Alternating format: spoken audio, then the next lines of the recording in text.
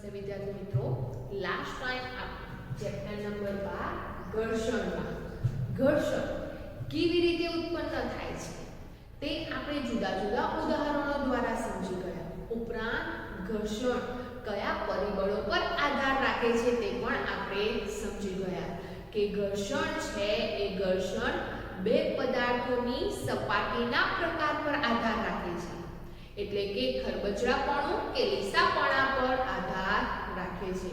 જો પદાર્થની સપાટી ખરબચડી હોય ત્યારે ઘર્ષણ વધારે લાગે છે અને જ્યારે પદાર્થની સપાટી લીસી જોવા મળે છે ત્યારે ઘર્ષણ ઓછું લાગે છે. આ ઉપરાંત ઘર્ષણ પદાર્થના દ્રવ્યની જાત, પદાર્થનું દળ તેમજ તાપમાન પર આધાર રાખે છે.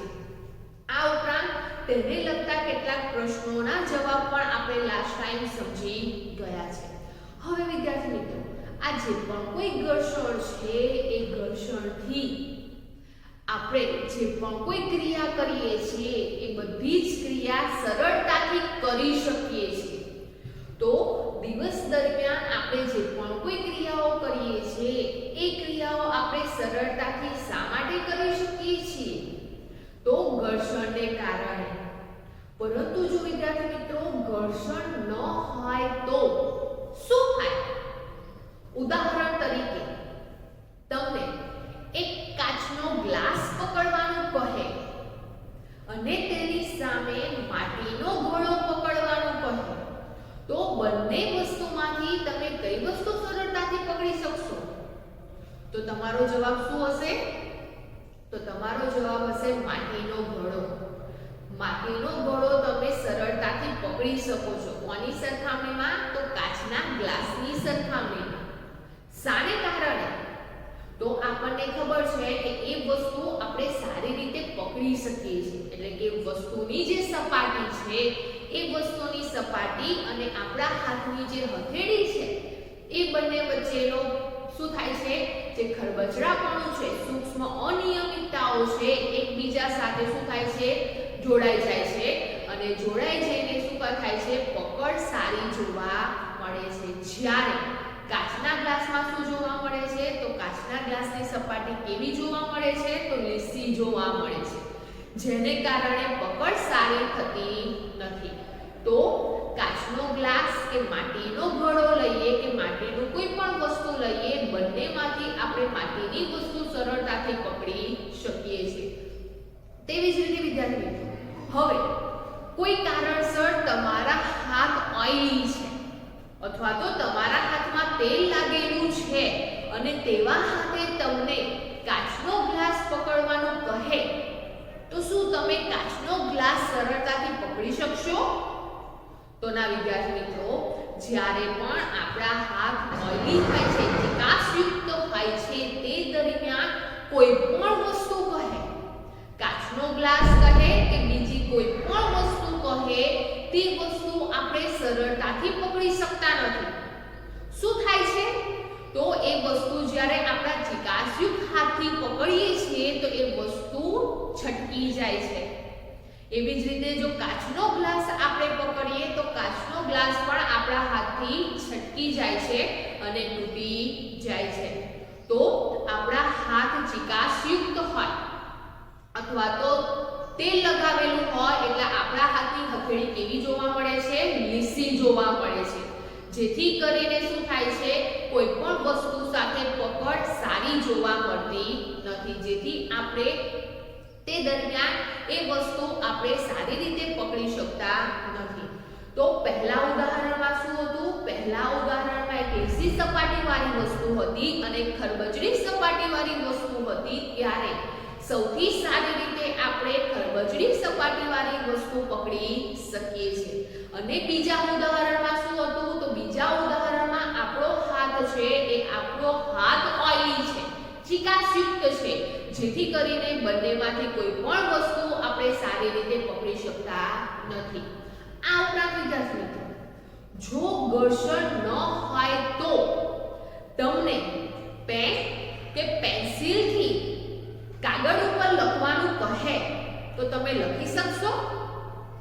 તો ના વિદ્યાર્થી મિત્રો, પેન કે કે પેન્સિલથી કાગળ ઉપર જ્યારે ઘર્ષણ થતું નથી ત્યારે તમે લખી શકતા નથી. તેવી જ રીતે તમને બ્લેકબોર્ડ પર ચોક દ્વારા લખવાનું કહે તો તમે લખી શકશો?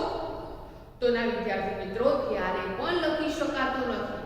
હવે બ્લેકબોર્ડ છે એ બ્લેકબોર્ડ પર ચોક દ્વારા કેવી રીતે લખી શકાય છે? તો જ્યારે પણ આપણે ચોકથી જે બ્લેકબોર્ડ છે એ બ્લેકબોર્ડ પર કોઈ પણ શબ્દ લખીએ છીએ તે દરમિયાન જે ચોક છે એ ચોકના જે નાના નાના કણો છે એ નાના નાના કણો આ જે બ્લેકબોર્ડ છે એ બ્લેકબોર્ડ પરની જે સૂક્ષ્મ નિયમિતતાઓ જોવા મળે છે, એટલે જે ખરબચડાપણું જોવા મળે છે એ ખરબચડાપણાની અંદર એ ચોકના જે પણ કોઈ કણો છે એ કણો ઉતરી જાય છે, જેથી કરીને શું થાય છે? ઘર્ષણ જોવા મળે છે અને ઘર્ષણને કારણે આપણે બ્લેકબોર્ડ પર ચોક વડે સરળતાથી લખી શકીએ છીએ. તેવી જ રીતે પેન અને પેન્સિલની મદદથી ઘર્ષણ હોય તે દરમિયાન આપણે કાગળ ઉપર લખી શકીએ છીએ, પરંતુ જો ઘર્ષણ ન હોય ત્યારે પેન કે પેન્સિલની મદદથી કાગળ ઉપર લખી શકતા નથી અને તેવી જ રીતે બ્લેકબોર્ડ પર ચોક વડે આપણે લખી શકતા નથી. તે દરમિયાન એટલે કે જ્યારે ઘર્ષણ થતું નથી તે દરમિયાન જે ચોક છે એ ચોકના કણો બ્લેકબોર્ડની સપાટીની અંદર ઉતરી જતા નથી, જેથી કારણે આપણે લખી શકતા નથી. તેવી જ રીતે વિદ્યાર્થી મિત્રો, હવે તમને એવો પ્રશ્ન પૂછવામાં આવે કે વિના કાદવવાળા રસ્તા પર અથવા માર્બલ એટલે કે આરસની જે ટાઇલ્સ છે, ભોંયતળિયા છે એની ઉપર તમને ચાલવાનું કહે તો તમે સરળતાથી ચાલી શકશો? તો ના વિદ્યાર્થી મિત્રો, તે દરમિયાન પણ તમે સરળતાથી ચાલી શકતા નથી. કેમ? તો તે સપાટી કેવી જોવા મળે છે? લીસી જોવા મળે છે, જેને કારણે એ લીસી સપાટી અને તમારા પગનું જે તળિયું છે એ બંને વચ્ચે ઘર્ષણ કેવું જોવા મળે છે? ઓછું જોવા મળે છે, અથવા તો ઘર્ષણ નથી જ, નહિવત જોવા મળે છે. તે દરમિયાન બંને વચ્ચેની જે પકડ છે એ પકડ જોવા મળતી નથી, જેથી કરીને સરળતાથી ચાલી શકાતું નથી. આ ઉપરાંત વિદ્યાર્થી મિત્રો, તમને ઘર્ષણ ન હોય તે દરમિયાન કોઈ પણ દીવાલ છે એ દીવાલમાં ખીલી ઠોકવાનું કહે તો તમે સરળતાથી ઠોકી શકશો? તો ના વિદ્યાર્થી મિત્રો, ઘર્ષણ ન હોય તે દરમિયાન દીવાલમાં કોઈ પણ પ્રકારની ખીલી ઠોકી શકાતી નથી. ઘર્ષણને કારણે જ ખીલી છે એ દીવાલમાં ઠોકી શકાય છે. તેવી જ રીતે આપણી આસપાસ જેટલી પણ ઇમારતો જોવા મળે છે એ બધી જ ઇમારતો શાને કારણે બાંધી શકાય છે? તો ઘર્ષણને કારણે બાંધી શકાય છે. અને તેવી જ રીતે કોઈ પણ વસ્તુને ગાંઠ મારવામાં આવે છે ત્યારે એ ગાંઠ ક્યારે શક્ય બને છે? તો ઘર્ષણ હોય તે દરમિયાન જ આપણે કોઈ પણ વસ્તુની ગાંઠ મારી શકીએ છીએ. ઉદાહરણ તરીકે ટાઈમાં ગાંઠ મારવામાં આવે છે ત્યારે એ ગાંઠ શાને કારણે મારી શકીએ છીએ? તો એ જે ટાઈમાં ગાંઠ છે એ આપણે ઘર્ષણને કારણે બાંધી શકીએ છીએ. તો આ જે પણ કોઈ ક્રિયાઓ આપણે કરીએ છીએ એ બધી જ ક્રિયાઓ કરવા માટે શું જરૂરી છે? તો ઘર્ષણ જરૂરી છે. જો ઘર્ષણ ન હોય તો આપણે કોઈ પણ વસ્તુ સરળતાથી પકડી શકતા નથી. પેન પેન્સિલ ની મદદથી આપણે કાગળ ઉપર લખી શકતા નથી. બ્લેકબોર્ડ પર ચોક વડે લખી શકતા નથી. મોટી મોટી જે પણ કોઈ ઇમારતો છે એ ઇમારતો બાંધી શકાતી નથી. તેવી જ રીતે દિવાલમાં કોઈ પણ પ્રકારની ખીલી ઠોકી શકાતી નથી. ઉપરાંત ટાઈમાં ગાંઠ બાંધી શકાતી નથી. અને જે પણ કોઈ સપાટી છે એ સપાટી પર આપણું ચાલવું કેવું બને છે? મુશ્કેલ બને છે. ક્યારે? જો ઘર્ષણ ન હોય ત્યારે. તો વિદ્યાર્થી મિત્રો, આપણને આ જે પણ કોઈ ઉદાહરણો સમજ્યા એ ઉદાહરણો પરથી આપણે કહી શકીએ કે આવી જે પણ કોઈ ક્રિયાઓ છે એ ક્રિયાઓ કરવા માટે ઘર્ષણ જરૂરી છે, જેને કારણે આ જે પણ કોઈ ઘર્ષણ છે એ ઘર્ષણ આપણો મિત્ર છે. તો ઘર્ષણ આપણો મિત્ર છે. શા માટે આપણે એવું કહી શકીએ? તો વિદ્યાર્થી મિત્રો, ઘર્ષણ આપણો મિત્ર છે સમજીએ તો અત્યારે જે પણ કોઈ ઉદાહરણો સમજ્યા એ ઉદાહરણો પરથી આપણે જે પણ કોઈ મુદ્દાઓ સમજ્યા એ બધા જ મુદ્દાઓ અહીંયા જોવા મળે છે. તો ઘર્ષણ આપણો મિત્ર છે. શા માટે આપણે કહી શકીએ છીએ? તો ઘર્ષણને કારણે જે પણ કોઈ ક્રિયાઓ થાય છે એ બધી જ ક્રિયાઓ અહીંયા આપણે દર્શાવી શકીએ છીએ, જેને કારણે આપણે કહી શકીએ છીએ ઘર્ષણ આપણો મિત્ર છે. તો ઘર્ષણને કારણે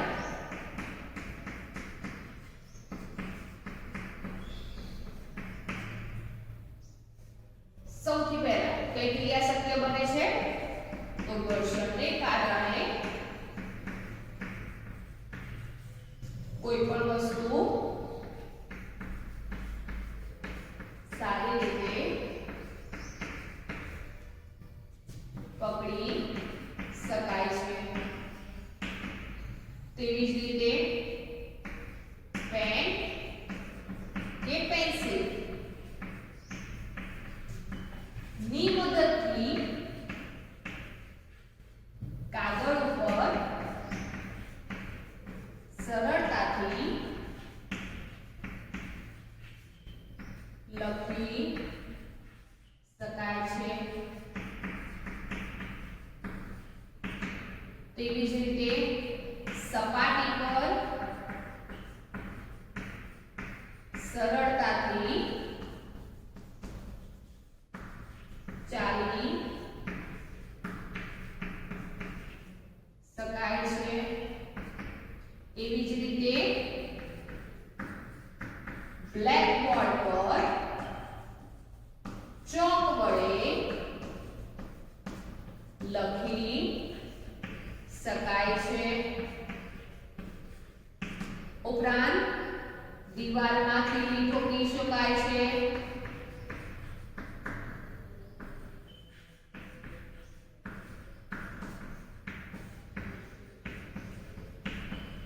તેવી જ રીતે ટાઈમમાં ગાંઠ બાંધી શકાય છે.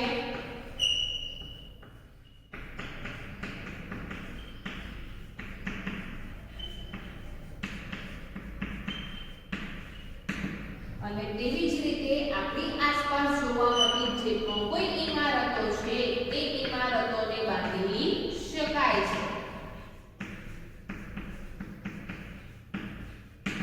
આ ઉપરાંત વિદ્યાર્થીઓ કોઈ પણ ગતિમાન પદાર્થ છે એ ગતિમાન પદાર્થની ગતિને રોકવા માટે અથવા તો ગતિને ઘટાડવા માટે શું જરૂરી છે? તો આપણને ખબર છે કે જ્યારે કોઈ પણ ગતિમાન પદાર્થ છે તે એની ગતિ ધીમે ધીમે ઘટે છે ત્યારે તો ઘર્ષણને કારણે, અને એક ગતિમાન પદાર્થને રોકવા માટે પણ ઘર્ષણ જરૂરી છે. ઉદાહરણ તરીકે આપણે ગબડતા દડાનું ઉદાહરણ લઈએ તો અગાઉ આપણે સમજી ગયા છે તે જ પ્રમાણે એ જે પણ ગતિમાન કરતો દડો છે એ દડો કોઈ પણ સપાટી પર ગતિ કરે છે ત્યારે જેમ જેમ આગળ જાય છે તેમ તેમ એની ગતિ ધીમી પડે છે અને એ દડો છે એ સ્થિર થતો જોવા મળે છે. શાને કારણે? તો ઘર્ષણને કારણે. તો ઘર્ષણને કારણે જે પણ કોઈ ગતિમાન પદાર્થ છે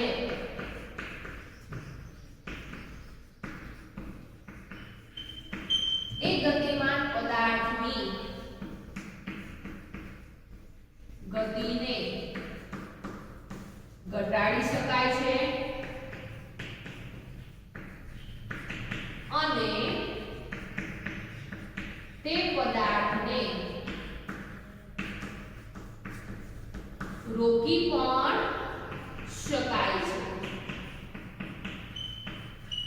તો આ વિદ્યાર્થી મિત્રો અહીંયા આ જે પણ કોઈ બાબતો છે એ બાબતો પરથી આપણે કહી શકીએ છીએ કે જે ઘર્ષણ છે એ ઘર્ષણથી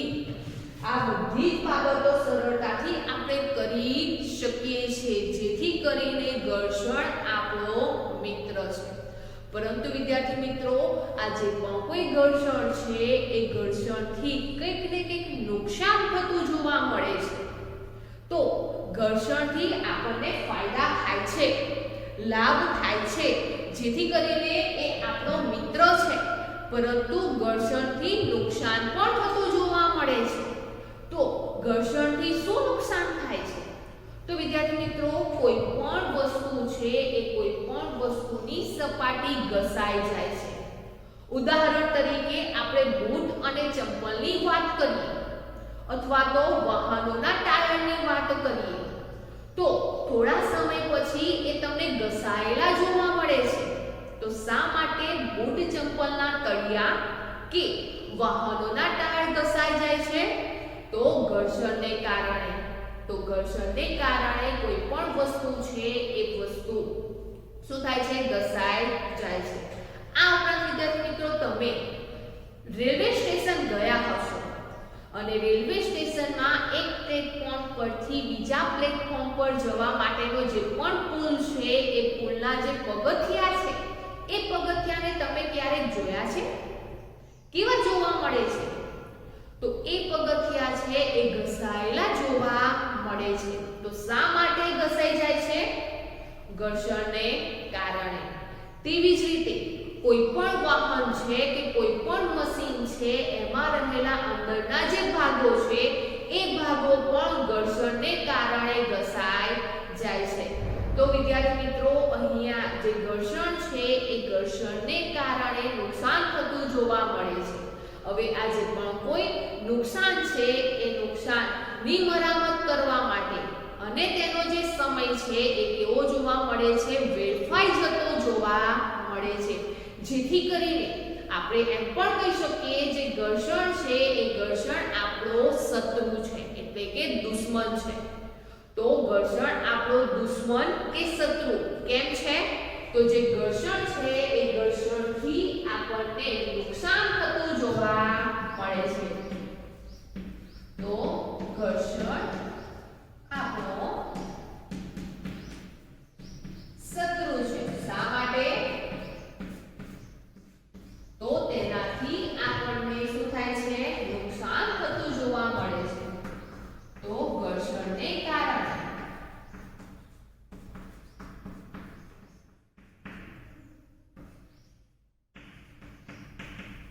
કોઈ પણ વસ્તુ ઘસાઈ જાય છે.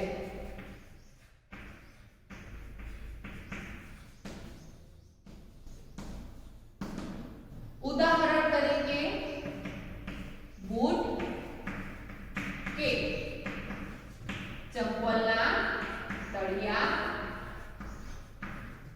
ઉપરાંત વાહનોના ટાયર. તેવી જ રીતે ઘર્ષણને કારણે વાહનોના યાંત્રિક ભાગો ઘસાઈ જાય છે.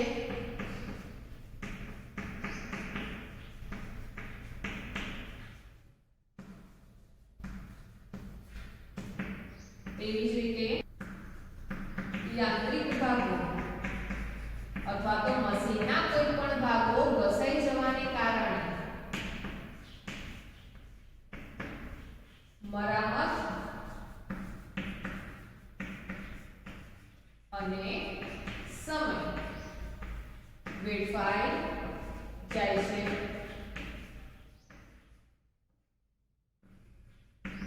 તેવી જ રીતે આ જે ઘર્ષણ છે એ ઘર્ષણને કારણે શું થાય છે? ગતિમાન પદાર્થની ગતિ અવરોધાય છે. તો આપણે કોઈ પણ વાહન ચલાવીએ છીએ ત્યારે બ્રેક ન મારીએ છતાં પણ તેની ગતિ અવરોધાય છે. તો ગતિમાન પદાર્થની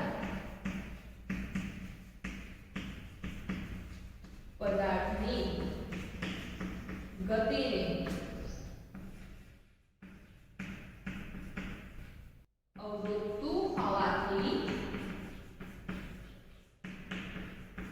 તેની ગતિને ઘટાડી શકાય છે. એટલે કે કોઈ પણ ગતિમાન પદાર્થ છે એ ગતિમાન પદાર્થની ગતિને અવરોધે છે. આ ઉપરાંત વિદ્યાર્થી મિત્રો, અહીંયા જે ઘર્ષણ છે એ ઘર્ષણથી ઉષ્મા ઉત્પન્ન થાય છે અને ઉષ્મા ઉત્પન્ન થવાને કારણે જે ઊર્જા છે એ ઊર્જા મોટા ભાગની ઊર્જા વેડફાઈ જાય છે. ઉપરાંત જે તે વાહનો છે કે જે તે કોઈ મશીન છે એના જે ભાગો છે એ ભાગો શું થાય છે, ઘસાઈ જાય છે અથવા તો નુકસાન થતું જોવા મળે છે. તો આ જે પણ કોઈ ઘર્ષણ છે એ ઘર્ષણને કારણે ઉષ્મા ઉત્પન્ન થાય છે અને મોટા ભાગની ઊર્જા વેડફાઈ જાય છે. જેને કારણે શું થાય છે, તો જેને કારણે મશીનના ભાગો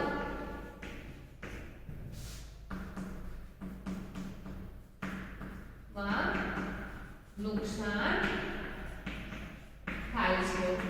તો વિદ્યાર્થી મિત્રો અહીંયા જે પણ કોઈ બાબતો છે એ બાબતો પરથી આપણે કહી શકીએ છીએ ઘર્ષણથી નુકસાન થતું જોવા મળે છે. જેથી ઘર્ષણ આપણો શત્રુ છે એટલે કે દુશ્મન છે. તો વિદ્યાર્થી મિત્રો તમને પ્રશ્ન પૂછવામાં આવે કે ઘર્ષણ છે એ ઘર્ષણ આપણો મિત્ર છે અથવા ઘર્ષણ આપણો શત્રુ છે, સમજાવો. તો કેવી રીતે તમે સમજાવી શકો છો, તો જે ઘર્ષણ છે એ ઘર્ષણથી જે લાભ થાય છે એ લાભ લખવાથી ઘર્ષણ આપણો મિત્ર છે અને ઘર્ષણથી જે નુકસાન થાય છે, ગેરલાભ થાય છે એ દર્શાવવાથી ઘર્ષણ આપણો શત્રુ છે. આ ઉપરાંત વિદ્યાર્થી મિત્રો આ જ પ્રશ્નનો જે જવાબ છે એમાં તમને પ્રશ્ન બીજી રીતે પણ પૂછી શકે છે. ઘર્ષણ છે એ ઘર્ષણના લાભ અને ગેરલાભ અથવા તો ફાયદા અને ગેરફાયદા સમજાવો અથવા તો જણાવો. તો તમે ઘર્ષણના લાભ અને ગેરલાભ શું લખો? તો વિદ્યાર્થી મિત્રો જ્યારે પણ એવો પ્રશ્ન પૂછવામાં આવે કે ઘર્ષણ મિત્ર અને શત્રુ છે અથવા ઘર્ષણના ફાયદા ગેરફાયદા જણાવો અથવા તો ઘર્ષણના લાભ કે ગેરલાભ જણાવો, ત્યારે અહીંયા દર્શાવેલો જે જવાબ છે એ જવાબ તેમાં દર્શાવવામાં આવે છે, એ જવાબ તેમાં લખવામાં આવે છે. આ ઉપરાંત વિદ્યાર્થી મિત્રો આપણે અહીંયા કે ઘર્ષણ આપણો શત્રુ છે એમાં આપણે છેલ્લો મુદ્દો સમજ્યા કે ઘર્ષણને કારણે ઉષ્મા ઉત્પન્ન થાય છે અને ઉષ્મા ઉત્પન્ન થવાને કારણે મોટા ભાગની જે ઊર્જા છે એ વેડફાઈ જાય છે. જેને કારણે શું થાય છે, મશીનના કેટલાક ભાગો છે એને નુકસાન થતું જોવા મળે છે. તો વિદ્યાર્થી મિત્રો આપણે કયા ઉદાહરણ દ્વારા કહી શકીએ કે જે ઘર્ષણ છે એ ઘર્ષણથી ઉષ્મા ઉત્પન્ન થાય છે? તો તમને એવો પ્રશ્ન પૂછવામાં આવે કે ઘર્ષણથી ઉષ્મા ઉત્પન્ન થાય છે એ કોઈ પણ 3 કે 4 કે જુદા જુદા ઉદાહરણો દ્વારા સમજાવો. તો તેમાં તમે કયા ઉદાહરણો આપી શકો છો? તો વિદ્યાર્થી મિત્રો જે પણ કોઈ ઘર્ષણ છે એ ઘર્ષણથી ઉષ્મા ઉત્પન્ન થાય છે તેમાં પહેલું ઉદાહરણ, અને આ ઉદાહરણ છે આ જે પ્રવૃત્તિ છે એ તમે બધાએ જ કરી હશે કે તમારી જે બંને હથેળી છે એ બંને હથેળીઓને એકબીજા સાથે જોરથી થોડા સમય સુધી ઘસવામાં આવે તો શું થશે? તો તમને ખબર છે કે આપણી જે પણ કોઈ હથેળીઓ છે એને જોરથી એકબીજા સાથે થોડા સમય સુધી ઘસીએ છીએ અને ત્યાર પછી આપણે એ હથેળીને આપણા ગાલે સ્પર્શ કરીએ છીએ તો આપણી જે હથેળી છે એ હથેળી ગરમ લાગે છે. તો શા કારણે હથેળી ગરમ લાગે છે? તો બંને હથેળી એકબીજા સાથે ઘસાય છે તે દરમિયાન બંને હથેળી વચ્ચે ઘર્ષણ ઉત્પન્ન થાય છે અને ઘર્ષણ ઉત્પન્ન થવાને કારણે બંને હથેળી કેવી જોવા મળે છે? ગરમ જોવા મળે છે. તો એના પરથી આપણે કહી શકીએ કે ઘર્ષણને કારણે ઉષ્મા ઉત્પન્ન થાય છે. તેવી જ રીતે વિદ્યાર્થી મિત્રો મિક્સર છે એ મિક્સર ને થોડા સમય સુધી ચાલુ કરવામાં આવે તો તેની ઉપર રાખેલો જે જાર છે એ જાર ગરમ થતો જોવા મળે છે. તો એવું શા માટે થાય છે?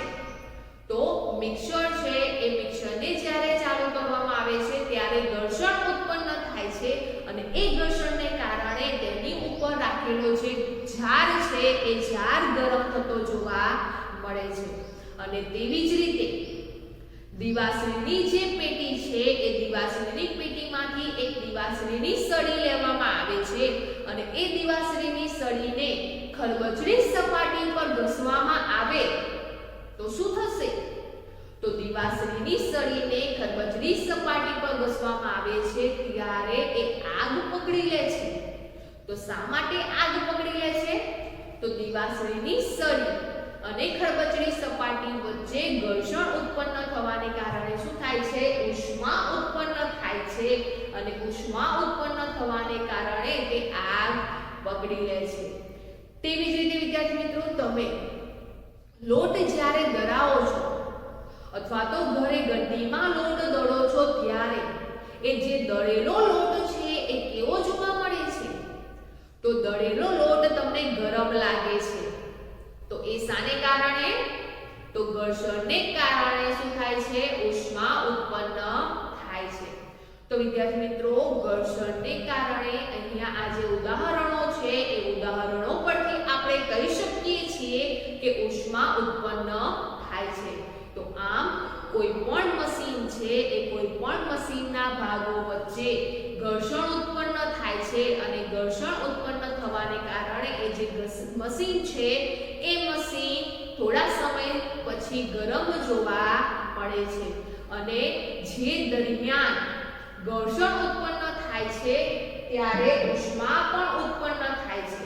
એટલે કે જ્યારે મશીન છે એ મશીનના ભાગોમાં ઉષ્મા ઉત્પન્ન થાય છે તે દરમિયાન મોટા ભાગની જે ઊર્જા છે એ વેડફાઈ જાય છે, જેને કારણે મશીનના જે યાંત્રિક ભાગો છે એ યાંત્રિક ભાગો ઘસાઈ જાય છે અથવા તો તેમને નુકસાન થતું જોવા મળે છે. તો આમ જે ઘર્ષણ છે એ ઘર્ષણને કારણે ઉષ્મા ઉત્પન્ન થતી જોવા મળે છે. તો વિદ્યાર્થી મિત્રો, ઘર્ષણને કારણે ઉષ્મા ઉત્પન્ન થાય છે તે સમજાવતા ઉદાહરણો કયા કયા છે? તો અહીંયા તમે જોઈ શકો છો, અહીંયા દર્શાવેલા જે ઉદાહરણો છે જે આપણે હમણાં સમજ્યા છે તે જ ઉદાહરણો અહીંયા જોવા મળે છે અને આ ઉદાહરણો પરથી આપણે કહી શકીએ છીએ કે ઘર્ષણને કારણે ઉષ્મા ઉત્પન્ન થાય છે. તો આ વિદ્યાર્થી મિત્રો, આજે આપણે બે પ્રશ્ન સમજ્યા કે જે ઘર્ષણ છે એ ઘર્ષણ આપણા મિત્ર અને શત્રુ છે, અથવા તો ઘર્ષણથી કયા કયા લાભ અને ગેરલાભ થાય છે તે આપણે જુદા જુદા ઉદાહરણો દ્વારા સમજ્યા અને ત્યાર પછી આપણે સમજ્યા કે જે ઘર્ષણ છે એ ઘર્ષણથી ઉષ્મા ઉત્પન્ન થાય છે.